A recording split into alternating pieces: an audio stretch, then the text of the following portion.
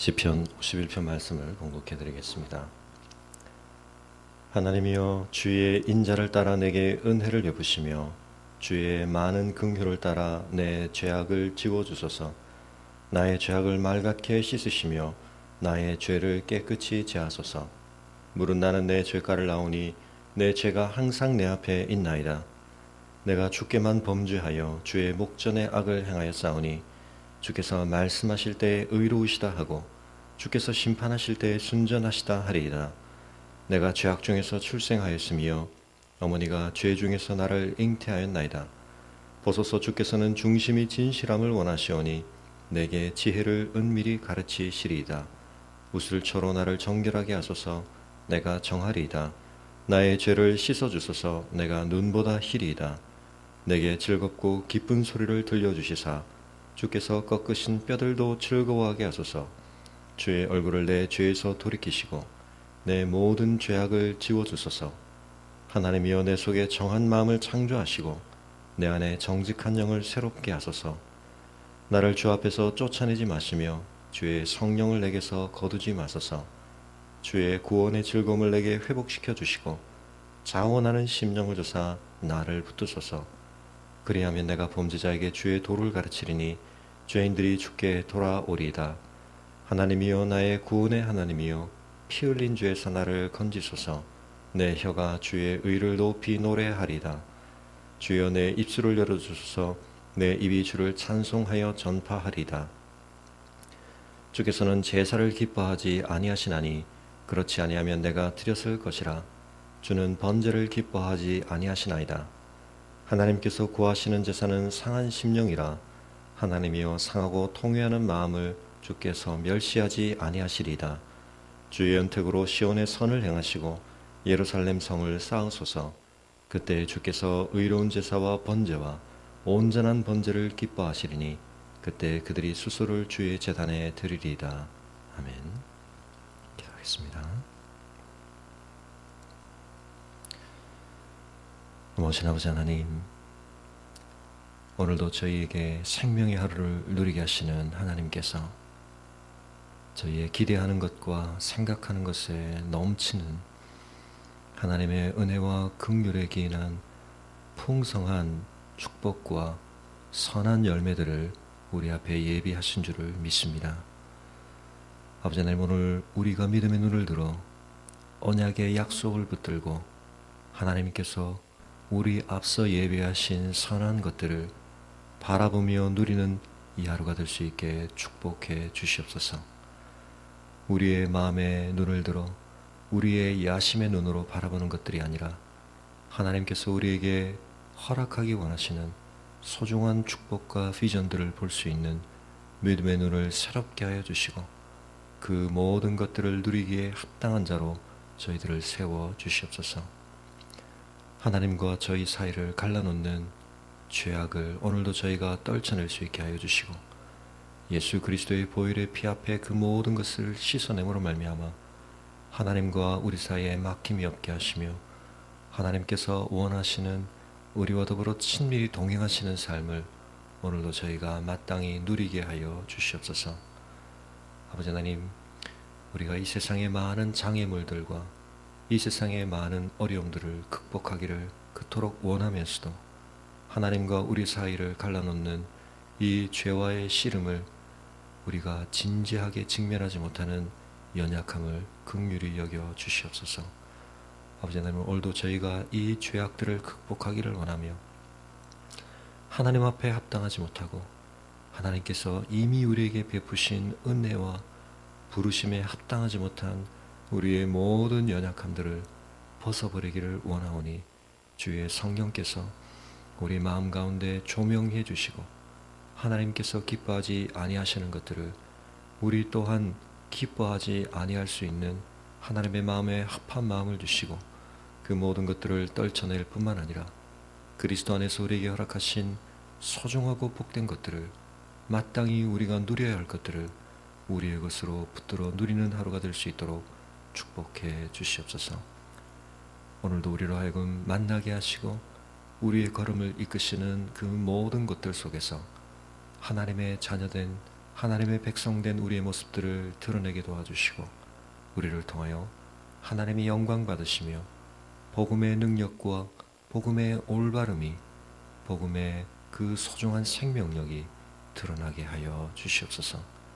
저희 자신은 질그릇에 불과하나 우리 안에 두신 보배 되신 그리스도가 오늘도 우리 안에 계심으로 말미암아 우리의 삶이 생명으로 충만하게 하시고 우리를 둘러싼 모든 환경에도 불구하고 우리의 삶이 빛됨으로 나타나게 하여 주시고 강건할 수 있도록 은혜 가운데 붙들어 주시옵소서. 감사를 드리고 우리 주 예수 그리스도의 이름으로 기도합니다. 아멘. 함께 묵상하실 말씀은 사도행전 27장 1절에서 11절까지 말씀입니다.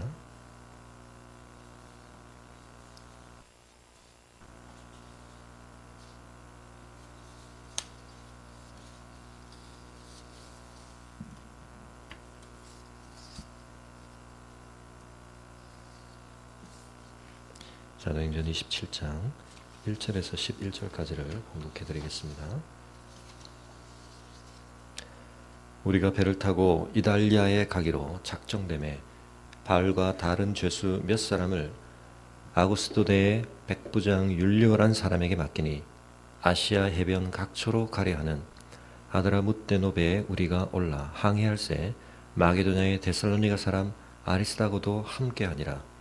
이튿날 시돈에 되니 율리오가 바울을 친절히 대하여 친구들에게 가서 대접받기를 허락하더니 또 거기서 우리가 떠나가다가 맞바람을 피하여 급으로 해안을 의지하고 항해하여 길리기아와 밤빌리아 바다를 건너 루기아의 무라시에 이르러 거기서 백부장의 이달리아로 가려 하는 알렉산드리아 배를 만나 우리를 오르게 하니 배가 더디가 여러 날 만에 간신히 니도 맞은편에 이르러 풍세가 더 허락하지 아니하므로 살몬의 앞을 지나 그레데 해안을 바람막이로 항해하여 간신히 그 연안을 지나 미항이라는 곳에 이르니 라시아 시에서 가깝더라.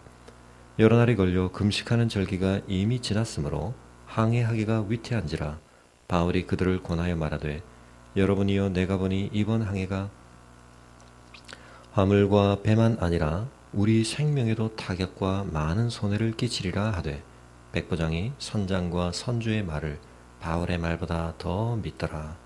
아멘.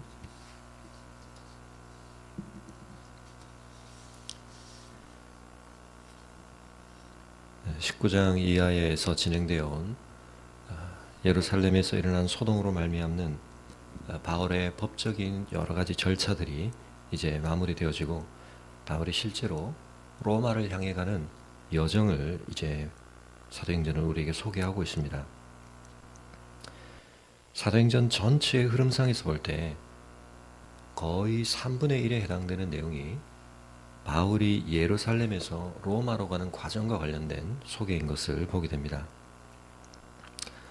어떤 성경신학자는 사복음서에 복음서에 있는 예수님의 여정이 약 5분의 2의 분량에 걸쳐서 갈릴리로부터 예루살렘으로 올라가는 여정에 집중하고 있는 것을 주목하면서 여정에 대한 이 소개의 분량상 볼 때 사도행전에 있어서 이 후반부의 3분의 1이 바울이 예루살렘에서 로마로 가는 과정을 우리에게 자세하게 소개하고 있는 것은 복음서에서 예수님의 사역의 절정이 예루살렘이었던 것처럼 바울의 사역의 절정을 로마로 우리에게 보여주고 있는 것이다. 그렇게 지적하기도 합니다.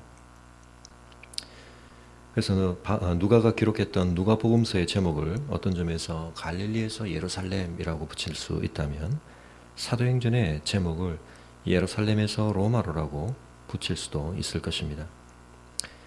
예루살렘이 예수님의 사역의 목적지였던 것처럼 로마가 바울의 이방 사역의 그 전도의 모든 사역의 목적지로 우리에게 부각되고 있다는 것입니다. 어떤 점에서는 주님의 생애를 바울의 생애가 많이 닮아 있는 것을 우리에게 소개하고 있는 그런 측면이 있었습니다.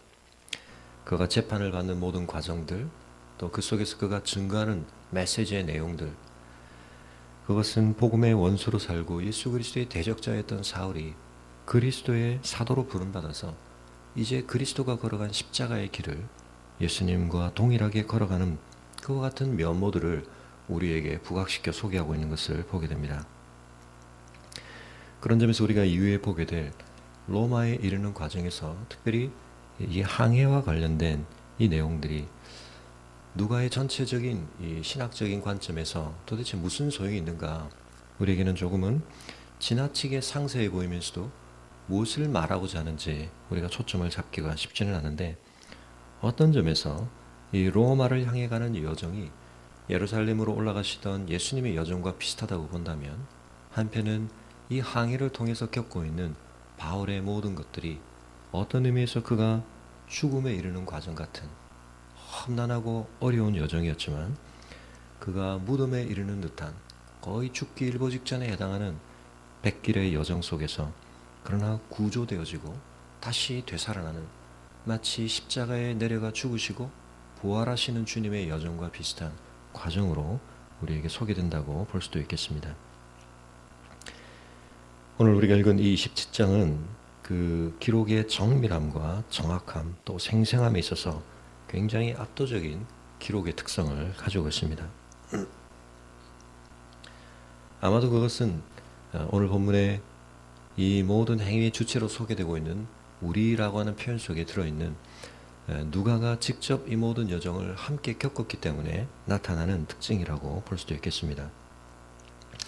토마스 워크라고 하는 사람은 고전문학 전체에 걸쳐서 고대의 배 활동에 대해 이토록 상세하게 기록해 놓은 것은 없다라고 쓰기도 했습니다. 이 사도행전 27장에 나오는 누가의 기록의 정확성이 얼마나 옳은가 하는 것을 입증하는데 굉장히 기여한 저자 중에 한 사람이 스코틀랜드에 있는 조단 힐의 제임스 스미스라고 하는 사람인데, 1848년에 발간된 이 책을 통해서 이 사람은 직업적인 군인이었고 30년의 경력을 가진 민감한 요트 조종자였고, 또 탁월한 지질학자이자 지리학자였고 영국 학술원의 회원이었는데, 그는 1844년부터 1845년의 겨울에 이르는 이 기간 동안에 말타에서 바울의 항해에 대한 연구를 조사하며 지냈습니다.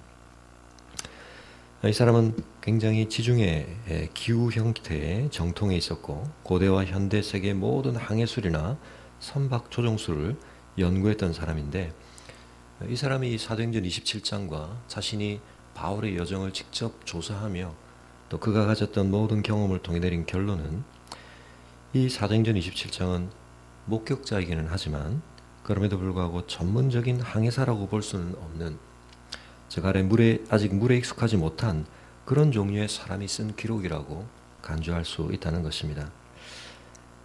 그는 말하기를 어떤 뱃사람이라도 그렇게 뱃사람답지 않은 문체로 글을 쓰지는 않았을 것이다. 그러나 뱃사람이 아닌 어떤 사람이라도 그가 실제로 관찰한 것이 아니라면 항해에 대해 그처럼 모든 부분에서 앞뒤가 맞는 기사를 쓰지는 못했을 것이다 라고 기록하고 있습니다. 마치 우리가 예수님의 그 십자가의 처형과 부활에 이르는 과정을 기록하고 있는 복음서를 보다 보면 그 당시에 의학적으로는 갖추어지지 못하였던 지식, 오늘날에서야 우리가 밝혀 알고 있는 의학적인 지식을 갖지는 못했음에도 불구하고 실제적으로 그 현장을 관찰하지 않았더라면 기록할 수 없었던 내용들을 기록하고 있음으로 말미암아 오늘 우리가 알고 있는 의학적 지식에 비추어 볼 때에 예수님에 대한 십자가의 처형과 이후의 과정에 대한 묘사가 실제 목격한 것을 기록한 것이라고 볼 수밖에 없도록 우리를 설득하는 것처럼, 누가가 기록하고 있는 이 기록의 사실성이라고 하는 것이 오늘 우리에게 의미하는 바 중에 하나는, 이것은 누군가가 이후에 기록되어진 꾸며낸 여정이라고 보기에는 너무나 상세하고 그 상황 속에 실제로 동참한 사람이 아니고서는 기록할 수 없는 내용을 기록하고 있다는 것입니다. 그 사람은, 이 기록자는 어떤 뱃사람으로서의 전문 지식 때문에 기록할 수 있는 그와 같은 방식으로 이것을 기록하지는 않았지만 충분히 아마추어적인 방식으로 기록했지만, 그러나 이 여정에 실제적으로 동참하고 그 여정의 한순간 한순간을 목격하지 않고서야 기록할 수 없는 방식으로 상세하게 이 여정을 기록하고 있다는 것입니다. 오늘 짧은 시간 안에 우리가 그 여정의 면모들을 살펴보는 것은 생략하겠습니다. 그러나 오늘 우리가 이 여정들을 통해서 묵상할 것은 지금까지 조금은 길게 느껴지는 법적인 공방과 토론의 과정을 통해서 우리는 바울이 쉽지 않게 지금 로마를 향해 가고 있다는 것을 보았습니다. 주님께서 분명히 바울을 로마에 세우시겠다고 말씀하셨습니다. 그것이 주님의 뜻이었고 바울의 열망이었습니다. 그러나 우리는 그 당대에 바울을 둘러싸고 있던 수많은 실제적인 권세자들과 각기 자기의 이익에 몰두되어 있던 사람들의 이런저런 자기의 추구 때문에 바울이 이루고자 했던 로마로의 이 여정이 얼마나 더뎌졌고 또 어떤 점에서는 위기를 맞이했나 하는 것을 살펴보았습니다. 유대인들이 바울을 죽이고자 살해하고자 모의를 하고 결단을 하였습니다.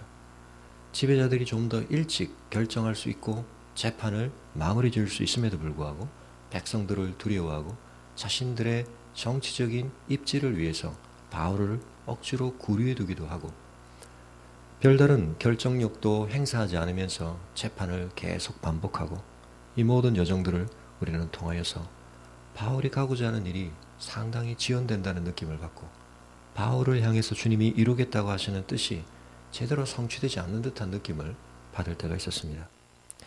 그러나 그럼에도 불구하고 결국적으로 볼 때 바울이 이 모든 상황 속에서 로마를 향해 가고자 할 때 그가 궁극적으로 가이사에게 호소함으로 로마에 이를 수 있는 여러 여정들이 확보되었던 것을 보게 됩니다.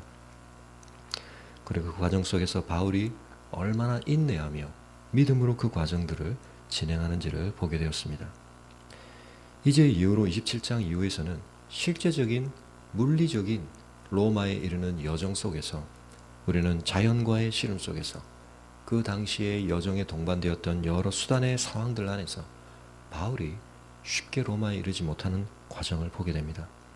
상당한 어려움을 거치게 됩니다. 그러나 결국 우리가 보게 되는 것이 무엇입니까?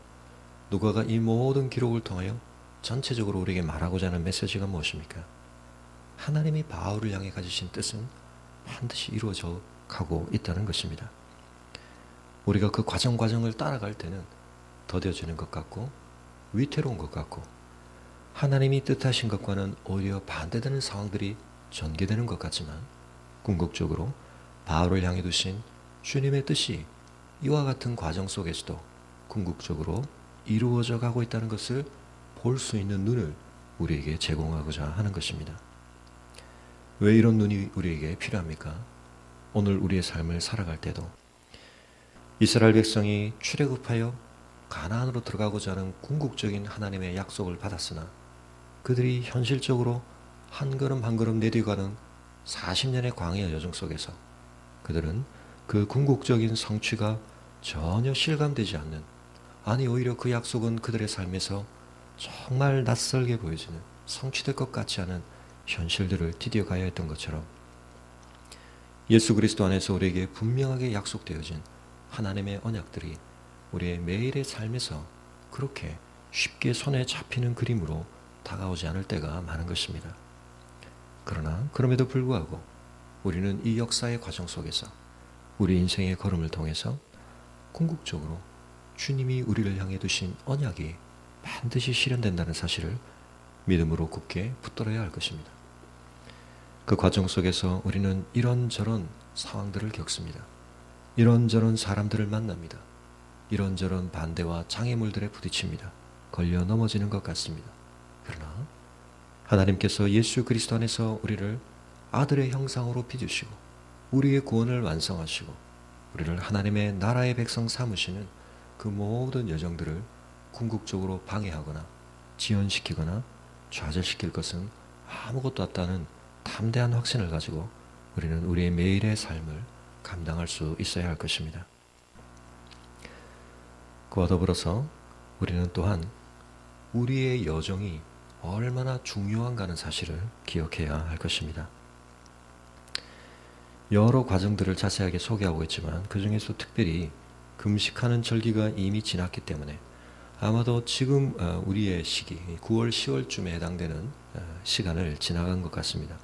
그래서 겨울이 오게 되면 이 항해가 굉장히 위험해질 수 있기 때문에 주변을 넘어서서 좀 더 먼 바다를 향해서 나아가 여정을 가는 것이 굉장히 위태한 절기였는데, 아마도 이 백기를 실제로 운행했던 사람들은 그럼에도 불구하고 조금 더 빨리 가고자 하는 욕심 때문에 위험한 항로를 택하고 있었던 것 같습니다.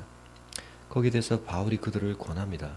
자신이 보기에 이번 항해가 하물과 배뿐만 아니라 생명에게도 타격과 많은 손해를 끼칠 것 같다.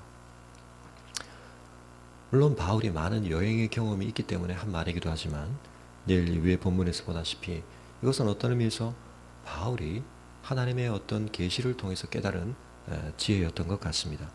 그러나 백부장이 선장과 선주의 말을 들을지언정 바울의 말을 믿지 않았다는 것입니다. 이 상황 속에서 바울의 말은 아무런 영향력을 갖지 못했습니다. 이 상황이 우리에게 보여주는 것이 무엇입니까? 이 배 안에서, 이 여정 속에서 바울은 그렇게 중요한 인물이 아니었습니다. 물론 그는 로마로 합성되는 죄인 치고는 좋은 대접을 받기는 받았습니다. 율리오가 바울에게 친절하게 대했다, 그렇게 본문이 소개하고 있고, 바울이 좀 더 편할 수 있도록 그 여정 속에서 친구들의 접대를 받을 수 있도록 배려도 받고 또 그의 동행도 허락되어졌지만, 그러나 실제적인 여러 상황상 바울은 이 여정 속에서 별로 중요한 인물이 아니었습니다. 그저 한낱 죄수에 불과했던 것입니다. 이 여정에 있어서도 바울의 발언권은 별로 중요하게 간주되지 않았습니다. 오히려 더 많은 경험을 가지고 있고 이 여정을 통해서 이익을 창출하려고 하는 실제적인 목적과 관심에 기울어져 있는 선장과 선주의 말이 더 중요하게 들릴 수밖에 없었을 것입니다. 한편 그것은 너무나 당연합니다. 그러나 우리가 보는 관점에서 이 여정에서 가장 중요한 사람이 누구입니까? 그것은 바울입니다. 누가는 우리에게 어떤 강조점을 주려고 하고 있습니까? 이 여정이 어떻게 될 것이냐? 누구에 의해서 좌우되는가? 그것은 백부장도 아니요, 선장도 아니요, 선주도 아닙니다. 그것은 바로 바울입니다. 바울을 위해 이 여정이 우리에게 소개되고 있고, 바울의 초점을 맞추고 이 여정이 진행되고 있다고 우리는 볼 수밖에 없습니다. 우리는 그 시선을 가지고 오늘 우리의 삶을 또한 볼 수 있어야 할 것입니다. 하나님 나라의 관점에서 볼 때 우리 한 사람 한 사람의 삶이 너무나 중요한 것입니다. 세상의 관점에서는 우리는 아무런 주목을 받을 만한 인물들이 아닙니다.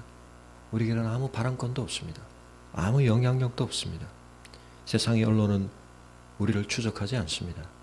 그러나 하나님 나라의 관점에서는 우리가 얼마나 중요한지 모릅니다. 우리가 누구를 만나고 우리가 어디를 거쳐서 하루의 삶을 사는가, 우리 한 사람 한 사람 속에 하나님 나라의 가치가 담겨 있고 예수 그리스도의 동행하심이 있고 성령의 함께하심이 있기에 우리가 어디를 가느냐, 우리가 누구를 만나느냐, 하나님 나라의 관점에서 너무나 중요한 것입니다. 바울이 함께하고 있는 배, 그 배는 이미 특수한 배입니다. 바울이 내딛고 있는 한 걸음 한 걸음 너무나 중요한 걸음입니다. 우리가 바울의 여정을 그와 같은 눈으로 바라본다면 하나님께서 오늘 우리의 삶을 그토록 중요하게 보신다는 사실을 기억해야 할 것입니다. 우리는 세상의 관점에서 우리의 삶을 잘못 평가할 때가 너무나 많습니다. 세상의 관점에서 우리 스스로에 대한 우리 스스로의 판단이 하나님 나라에서 하나님의 기준에서 우리를 바라보시는 판단과 너무나 불일치할 때가 많습니다. 하나님 우리에게 말씀하십니다. 너희는 하나님께서 택하신 족속이요 왕 같은 제사장이라는 것입니다. 우리 안에 두신 그 보배로 인해 우리는 질그릇에 불과하지만 우리의 삶을 이 땅 위에서 중요한 영향력을 발휘한다고 말씀하십니다. 우리 안에 종말에 실현될 그 마지막 질서, 새 창조의 실제적인 열매가 들어 있습니다. 우리 안에 이 세상 사람들이 그 무엇으로도 극복할 수 없는 죄의 권세를 이기고 영원한 영생을 소유할 생명의 씨앗이 복음으로 담겨져 있습니다. 오늘 우리가 이 사실을 기억하며 세상으로부터는 얻을 수 없는, 그러나 하나님 나라의 백성된 정체성을 분명하게 인식할 때 우리의 걸음에 함께 하시고 우리를 통해 그 역사를 이루어 가시는 하나님의 뜻을 고려할 때 우리가 마땅히 인정하고 품을 수밖에 없는 우리 자신에 대한 거룩한 자부심을 가질 수 있어야 할 것입니다. 세상의 눈으로 우리를 볼 것이 아니라 하나님 나라의 눈으로 여러분과 여러분의 삶을 보실 수 있기를 바랍니다. 오늘 우리가 만나는 그 한 사람 한 사람들, 우리가 내딛는 그 여정들, 우리를 통해 이루어질 말과 행위들, 하나님 나라의 백성답게 우리가 살고자 할 때에 하나님께서 축복하실 것입니다. 하나님께서 우리의 기대를 뛰어넘는 중요한 영향력들을 나타내게 하실 것입니다. 우리가 그 영향력을 가지고 오늘도 더 많은 사람을 섬기고 더 많은 사람을 중보하며 이 세상의 가치를 위해서가 아니라 하나님 나라의 가치를 위해서 우리가 수고하고 헌신할 때 세상의 눈에는 우리가 별 볼 일 없는 영향력 없는 한 사람, 그저 세상의 권세에 매여 이리저리 끌려다니는 죄사와 같이 보일지 모르지만 하나님 나라에서 우리가 얼마나 중요한 사람인지 잊지 않는 우리의 영적인 지각을 가지고 이 하루에 우리의 걸음을 하나님의 뜻 앞에 분별하시며 하나님께서 우리를 통해 이루고자 하는 일들에 우리가 헌신하는 믿음으로 이 하루의 여정을 감당하실 수 있기를 바랍니다. 풍세가 더할 수 있고 맞바람이 칠 수 있고 우리의 여정이 방해를 받는 듯 보일 수 있지만 오늘도 우리의 삶을 통해 하나님의 뜻이 이루어져 갈 것입니다. 우리가 그 일을 소망하며 오늘도 기도하심으로 하나님 앞에 우리의 소원을 아뢰고 하나님의 뜻을 우리의 마음속에 담는 하나님과의 교제로 하나님과의 동행하심으로 이 하루를 시작하실 수 있기를 바랍니다. 가져오신 기도의 제목들로 기도하시고 돌아가시겠습니다.